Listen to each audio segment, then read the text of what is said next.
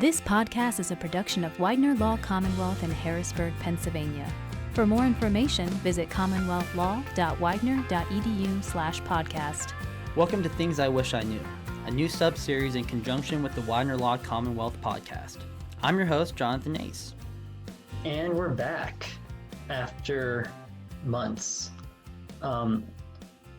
If you're listening to this, you know that the world has been insane for the last 5 or 6 months, and I think that the world that we live in and even ourselves have all been changed forever.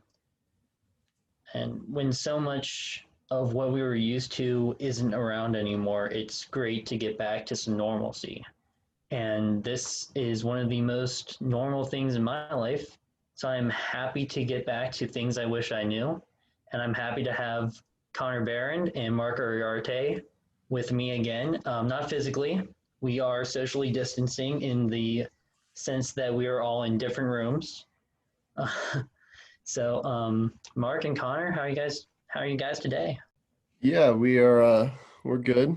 I have entered the school building for the first time in feels like a year, but I think it's been about 7-8 months. It's kind of an eerie feeling. There's like 2 people here. Working from home, it's been okay. Definitely we can talk about that, but everything else is good. I actually haven't been here. Well, to the school, I mean. I'm living in New York again, so things have been very interesting. I can still picture the school in my mind. It's not like gone. Like I still taste the air, you know? But it feels so weird being so far away for so long. It's taken such an adjustment, you know? Yeah, so let's talk a little bit about when the pandemic hit. Do you guys remember where you were when we were told that in-person classes were going to be suspended indefinitely? Because I remember I was in administrative law, and we had been kind of joking about, oh, how great would it be to like get a week or 2 off for this pandemic and then it all goes away. But I don't think anyone ever actually thought that things would be canceled at the rate that they were. And so one of my classmates read the email out loud in class, and everything just kind of stopped. And the professor finished off, he said goodbye, and we left. And I was expecting to be back by April, because it was the second week of March. We were just back from spring break. And I was expecting to be back by April at the latest. And you know, here we are still. So it's one of those situations where it's kind of one of those things that your grandkids are going to ask you, do you remember where you were for that? I didn't even think of that like that. But you're entirely right. Yeah, I think I was in that class with you, John. And we were talking about it, and it's about the last 10-15 minutes left of class. I think that email came across. And I think I went straight to the golf course after that because, like you, I thought, oh, well, we get an early start to the weekend, maybe get all next week off, and we'll be back. And then everything flipped upside down, so we went no more classes online, went straight to online, and have been there ever since. That is one thing that I did more than ever before this summer was golf, because that was like the only thing that you could do. Oh, So yeah. I think my record for going golfing in a single summer was like 2, and I went 5 times this summer. So that was definitely a bit of a bright spot. Now, another thing that I had canceled other than school from the pandemic is I was working an internship at the time, and I was working at a private firm in Harrisburg, and you know, that was one of the other things too was, you know, I had this routine. I was used to it. I felt like I was getting better at the job every day that I went in there. And then all of a sudden it was kind of missing. And unlike school, you know, it just ended because the courts were shut down, so they just shut the office down entirely. And so I was wondering if you guys had any experiences like that where maybe you lost an opportunity or an opportunity got suspended because of the pandemic. Well, it's interesting to mention that because over the summer, I ended up doing an internship that was completely virtual, and it was really different than what I'm used to because the way that it Who went was for it me, with? I went with the Suffolk County DA's office. I'm over in New York, so it was right across the water for me.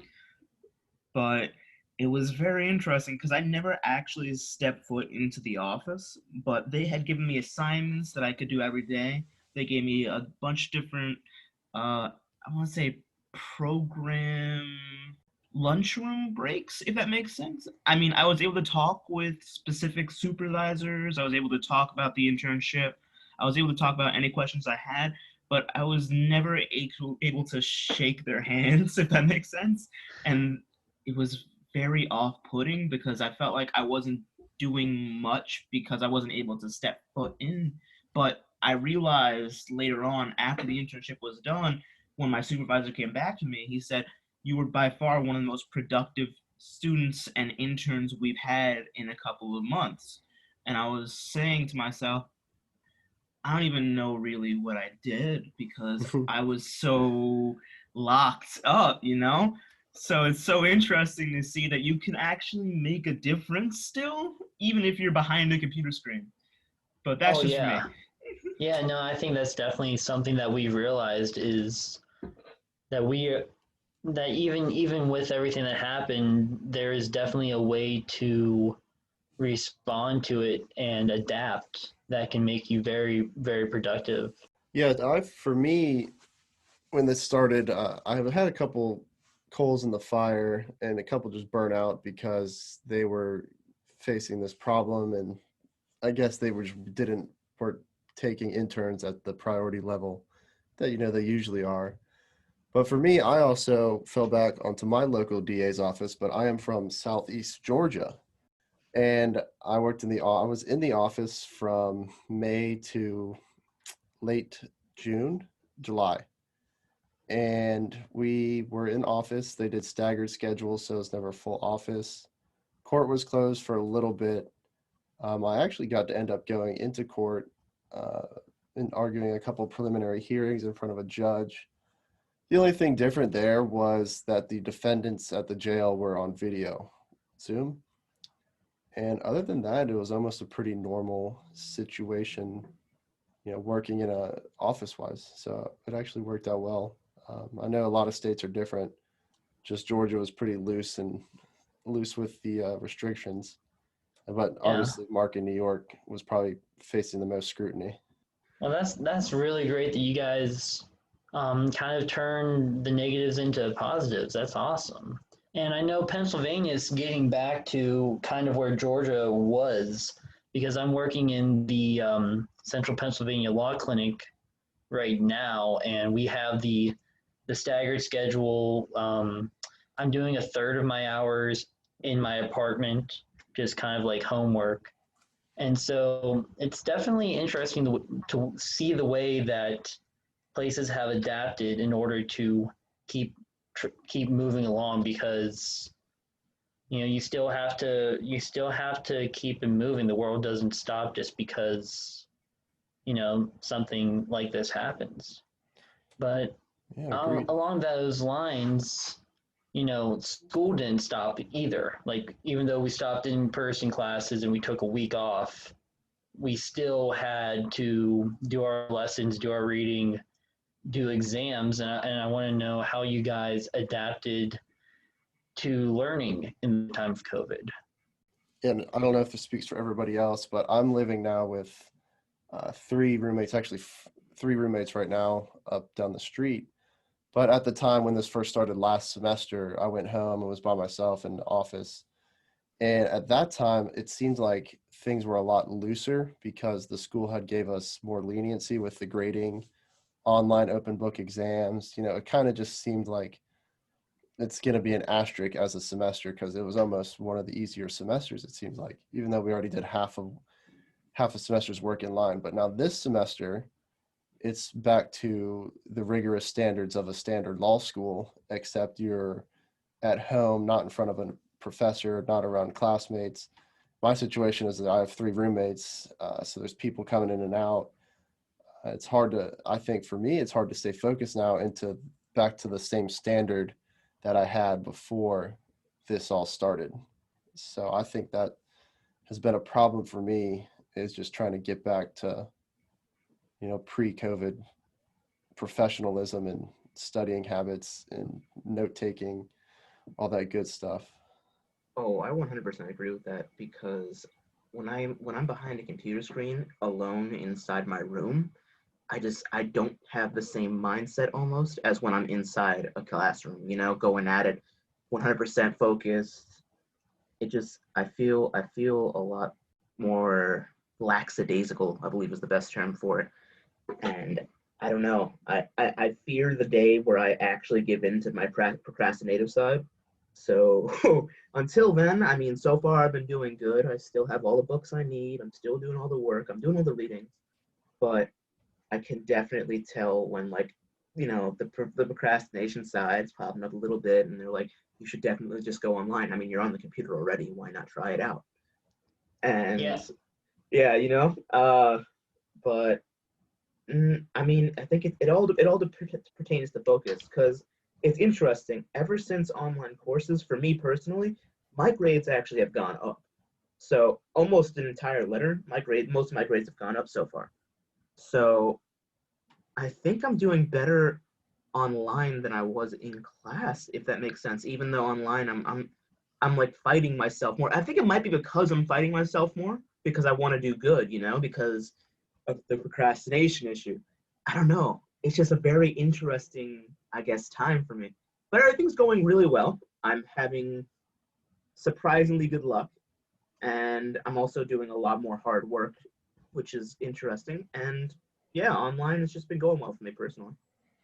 Keep it up, no, Mark. I agree with that completely. And I'm going to start off with what you were talking about with keeping your focus, because I'll admit it, I am very bad about texting during online classes. I will text in class because like normally the professor he'll say something that maybe you don't understand, or maybe they're trying to make a joke, and in in-person classes you could like look to the person next to you and kind of like roll your eyes with them or whatever, and now you have to like send a rolling eye emoji instead. So that's that is one thing that I have been pretty bad about doing. But it's like you guys said also, the take-home tests were very interesting last year, because it made me change the way that I studied, because instead of spending hours trying to remember things, like remember elements and rules and that sort of thing, I was able to put everything on paper, make like a big outline like I normally would, make a chart, and then I was able to spend more time practicing applying the rule to the facts, which was something that I think I didn't focus on enough beforehand, because I was so focused on knowing the rules. So I think that was definitely an opportunity that I kind of found by accident to make myself study in a different way, and ultimately I think a better way that will help me in actual practice. Yeah, I think I definitely see that. I never even thought about the application side. I did the same thing as you with the open book stuff. I had a giant war room of papers laid out and knew exactly where to go when I saw a question. But yeah, I did spend less time kind of memorizing every rule, which, I mean, that's not the main objective of law school, but I think we might be affected by that when it comes around to the bar. But you got bar prep and stuff for that. And then I like your point with the texting, because I mean, we are creatures of habit and we are addicted to cell phones nowadays. Sure. It's like you have to have it in your hand at 24/7. You know, you leave the house, you go keys, wallet, well now mask, keys, wallet, mask, cell phone. You know, so just sitting there behind a computer screen, it's easy to take a peek at Instagram or Snapchat while sitting in a classroom. You know, you'll have Professor Deem, you know, yell at you, and then you're just scolded for life if you pull out that cell phone. And it's a problem. I definitely will say it's a problem. Yeah, I mean, I've had to. I remember last year I had to turn off my camera to like physically remove my cat from the room because she kept jumping on my keyboard, and she actually at one point my cat jumped on my laptop and signed me out of Zoom. So I lost I had to explain to the professor I was missing for 15 minutes because my cat signed me out. My dog ate my homework. My cat signed me out. Yeah, I get. Believe it or not, I've actually had that happen before. My dog literally did eat my homework in middle school. Oh, jeez. Because I know this is going to be like a non sequitur, but dogs do this thing where they'll eat paper when their stomachs are upset. And I guess one day my dog's stomach was upset, so the only paper that was in her reach was my math homework, and she ripped it apart. So I actually brought it into my teacher. I was like, "Look, these are bite marks. You can still see the math, but that's direct evidence. No, I'm not lying." You brought the direct evidence, Judge. So, but yeah, I mean that's another thing because Mark, I know you have a dog. Connor, I don't think you have any pets up here in Harrisburg with you, do you? No pets up here. I have a teacup chihuahua. My mom has a teacup chihuahua back home. That's a little yappy thing. But it is disconcerting to have an animal in the classroom with you because, unless you have a service dog, no one's used to that at all. So Mark, have you had any animal hijinks? Oh my God, so many actually, to be honest. My dog, a lot of the time, he'll hear a bunch of different voices, so he'll come into my room almost constantly. He'll always be looking around and searching, he doesn't know, how computers work, obviously, but he's just searching around, and sometimes he'll hear different voices, and you'll hear him, howl in the background. I'm just so glad that I can put the mute on my computer, because honestly, you'd be hearing my dog, howling or barking a lot as a result, and it's funny, because sometimes, when I'm really, down or the class is really getting a little tiring and it's getting a little bit grating and you're starting to feel a little sad or whatever, the dog, he'll come in almost perfect timing almost every time. It's always perfect. He'll come in and he'll sit down right next to me, and I'll just start petting my dog, and it's the best thing, if I'm being honest, because I don't know, it's like having just a bro you can chill out with, but it's a cool pet.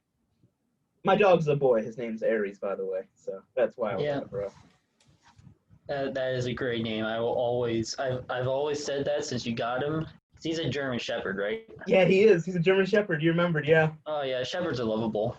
So then, kind of going along with that, I know we've talked kind of about home life during this, but what about what about your free time? What are you guys doing?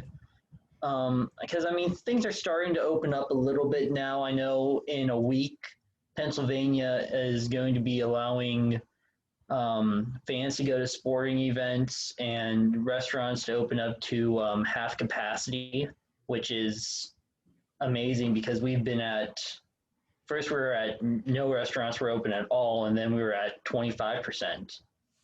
So I know for me, I have spent I spent all summer working in my grandma's backyard because she had some manual labor that needed to be done, and I was kind of bored out of my mind with nothing to do. So I spent most of my summer with a shovel. And when I wasn't doing that, I was kind of focusing on old TV shows. So like I watched Avatar: The Last Airbender 3 times the entire way through. So Good I show, don't know good show. what else have you guys been doing with your free time? Yeah, I mean, y'all know I'm a golfer. Golf courses kind of weren't really affected. The only thing they actually changed was they put a little noodle in the bottom of the hole, so when you putt, you didn't have to grab the flag stick. So that was kind of good for me. One thing I was kind of sad about, I'm a big movie buff, and I loved going to the movie theaters. And I don't know if they're open up here, but they were closed down for me all summer. And that kind of made me a little sad. But other than that, my summer was pretty standard. Like I said, Georgia was very loose with restrictions. They had, I don't even think they ever had a mask mandatory policy set in place.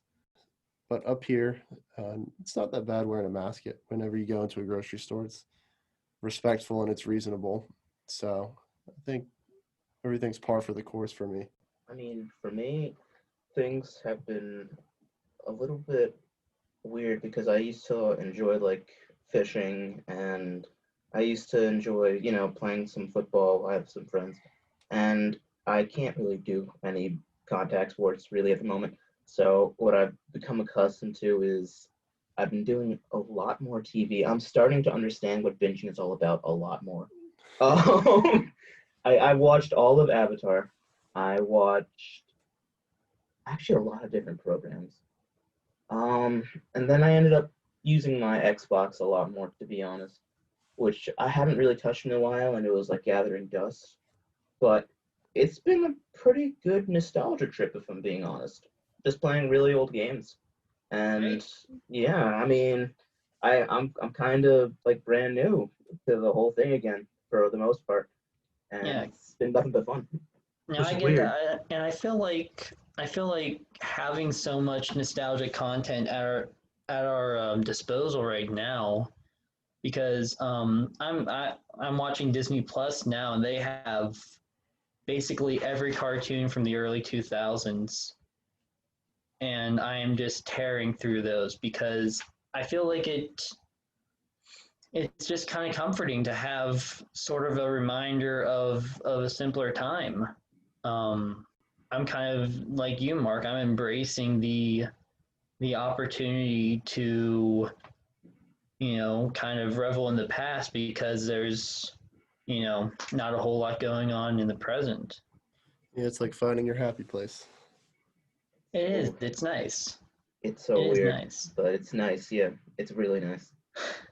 I don't know. It's been definitely a strange experience, for sure. I feel like I'm younger again. I know how weird that sounds considering I'm like one of the youngest people, but still. Yeah. No, yesterday, because I got permission from Dean Teplitz to go up to the tennis court on campus. And I took my rollerblades up there, and I haven't rollerbladed in 12 years. So I'm trying to get back into that. And, I was out there for like 30 minutes and I didn't fall once, which was completely surprising to me because I was for sure, because I thought for sure I was going to end up on my back at least twice. But no, but I mean, there's kind of an opportunity there to kind of try something new. I feel like right now we acknowledge that there is a time to recover some old things that we enjoyed and learn something new. And I think that helps us cope, and I think that gives us an outlet to kind of relax for a bit and then come back and focus on school work and make the most out of this situation. And I know for one thing, doing this podcast was something that I definitely missed a lot, and I'm very happy to be back here and doing this again. And thank you guys for coming back and doing this with me. And I'm looking forward to getting back in 2, 3, 4, maybe 5 more times over the course of this semester. And yeah, this was really kind of a great sort of first trial run at using this new setup of kind of socially distant podcasting, but I think it was great, and thank you guys for doing this with me again this year. Thank you, John. Love to be back. Let's go. And it feels right at home coming back here. So it's really nice. I'm excited to see where this goes from here. And to the listeners, we want to say thank you for coming back with us. We are very happy to be back with you. And if you have any questions or ideas for topics that you would like us to address, or even just comments about the show in general, you can send those to webcwlaw@widener.edu. Widener University Commonwealth Law School is the Pennsylvania capital's only law school, with 3 specialized centers of legal scholarship through its Law and Government Institute, Environmental Law and Sustainability Center, and Business Advising Program. Widener Law Commonwealth offers an exceptional learning experience that is personal, practical, and professional. Visit commonwealthlaw.widener.edu for more information.